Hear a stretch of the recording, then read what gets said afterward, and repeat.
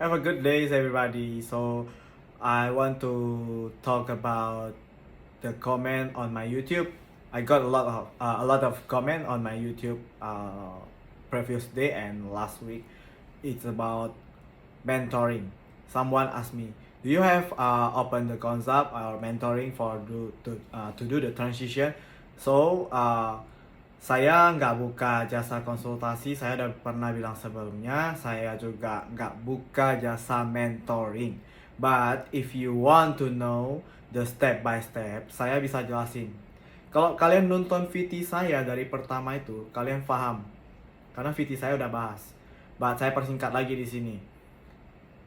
Yang mau melakukan transisi mentoringnya itu dari saya mau tanya dulu, purpose kalian apa?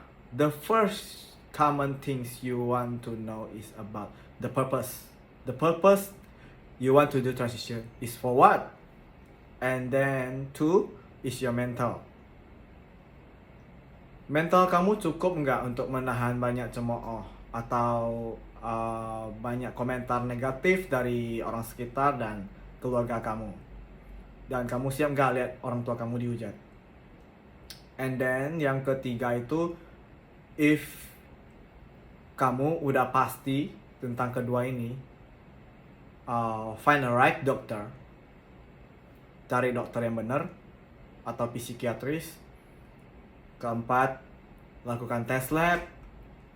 And the fifth is it's about konsultasi lagi, tanya dokter hasil tes labnya, juga dosisnya.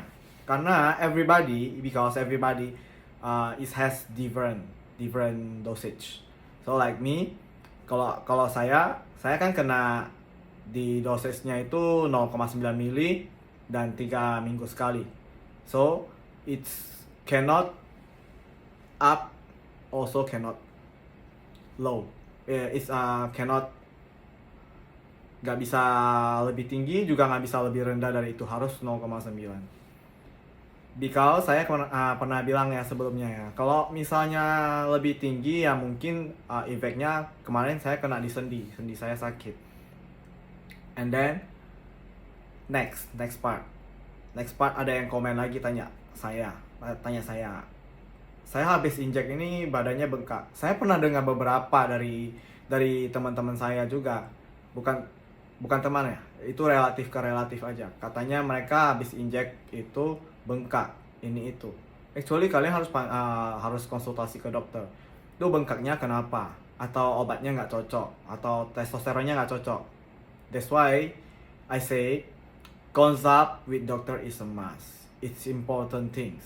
It's very common. Kalau bagi saya ya, kalau kalian nggak punya dana yang cukup, jangan melakukan transisi dulu, simpan duit dulu. Karena transisi itu nggak murah. Kalian harus habis di biaya, di waktu, di mental. Kalau kalian nggak siap, jangan. For me, saya udah siap mental semuanya.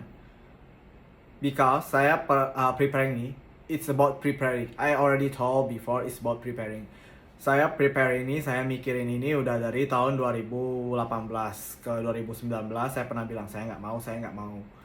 Tapi ada beberapa faktor itu saya pikir, I want to be myself. I accept about me, my kekurangan saya, my weakness, okay. Dan beberapa teman itu ada yang komen, kalau memang kamu menerima diri kamu apa adanya, kenapa kamu harus melakukan perubahan? Ya udah jadi tomboy biasa aja. Okay, let me talk about it. It's not about saya menerima diri saya, so saya pasrah. No, saya itu menerima diri saya itu apa adanya, itu mengenai perilaku ya, ini itu hal-hal plus minusnya itu saya dihujat orang. Contohnya tinggi saya cuma 160, 161, banyak yang hujat saya pendek. Ya udah, itu nggak bisa saya ubah lagi. Saya terima gitu. But saya melakukan transisi ini karena saya suka, saya mau. Ini atas kemauan saya. Saya lebih mau jadi diri saya sendiri gitu. Saya tahu apa yang saya mau. Dan saya tahu keluarga saya bisa terima apa enggak. Bagaimana saya cara ngomongnya. Before I do this, I already talk with my parents. saya mau melakukan ini. Mungkin pas saya pulang ke Indo, kalian lihat saya banyak perubahan. But I hope you guys, my family, bisa terima. Dan ya, orang tua saya terima. Orang tua saya pernah bilang, public, teman-teman saya udah berusaha menerima. Why? Mereka jadi parent saya, mereka nggak coba menerima, lebih terbuka, open-minded. That's why. So, after this, kamu harus preparing apa about money. Uang kamu nggak cukup, jangan coba-coba melakukan transisi. But, kalau kamu mau coba transisi yang nggak tanpa dokter ini itu dengan ambil resiko, terserah. Because saya sering lihat VT-VT ya dari beberapa yang jual hormon di Indo. Dan ada juga yang komen DM saya tanya, so Sustanon boleh, so Testosterone boleh. Saya udah pernah bilang di VT saya sebelumnya, Sustanon and Testosterone is different testosterone. That is for bodybuilders, guys. Saya udah pernah bilang, jangan coba-coba. Karena saya pernah konsultasi ini ke dokter. Bedanya apa? It's different. It's different on the anabolic testosterone and transition. Anabolic testosterone is for bodybuilder. It's like Sustanon testosterone. Yes, that is for gain the muscle. Lu bisa pakai itu untuk gym doang. Memang ada perubahan, tapi you must know about the negativity yang bisa harm body kamu. Itu kebanyakan bisa harm ke ginjal ini itu. So jangan take risk lah. Because like me, I already told before, it's about the brand. I use for transition testosterone is from Nazi, Germany. Itu ada beberapa contohnya itu Fibron, testosterone. Nah, video saya udah pernah bahas sebelumnya. Kalau kalian nonton VT saya dari pertama sampai akhir, kalian tahu step by step yang saya lakukan itu seperti apa. Video itu biasanya 3 bulan, ada yang 4 bulan, tergantung body. Kalau saya pakainya testosterone itu yang dibuka dokter 0,9, saya udah bilang tadi. Juga sama dengan Fibron. Efeknya ke setiap body itu beda-beda. That's why saya bilang konsult itu sangat penting. It's very very important. Karena apa?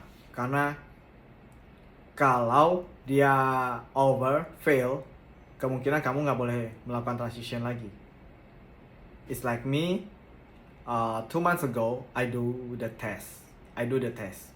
Ya, saya masih melakukan tes. Biarpun saya udah melakukan transition selama 3 tahun, saya tetap melakukan tes 3 bulan sekali. Karena apa? Saya pengen tahu kadar testosteron di body saya itu gimana. Ternyata 2 bulan lalu hasil testosteron saya itu fail dan saya bawa ke dokter nih. Saya konsultasi ke dokter. Dokter, this is the result from the lab. How about it? Dan dokternya bilang, kadar testosteron laki-laki itu kan 600 sampai 700 ya. Kalau di range yang test lab punya saya itu over guys. Over sampai 900. Dan it's very very dangerous, okay? After dokter bilang, ini antara kliniknya, alatnya yang nggak bagus, nggak akurat, atau body kamu yang nggak terima. Kalau misalnya body kamu yang nggak bisa terima, kamu harus stop. Kamu nggak boleh melakukan transisi lagi. So, saya melakukan tes lagi, disuruh tes after injection. 10 days after, I need to do test again for make sure that it's not fail. After that, saya pergi tes lagi. Saya pergi tes dan benar, ternyata kliniknya yang bermasalah. So, saya melakukan tes di rumah sakit yang besar. Ya, dan klinik yang bermasalah, saya boleh lanjut melakukan transisi, melakukan injection kembali.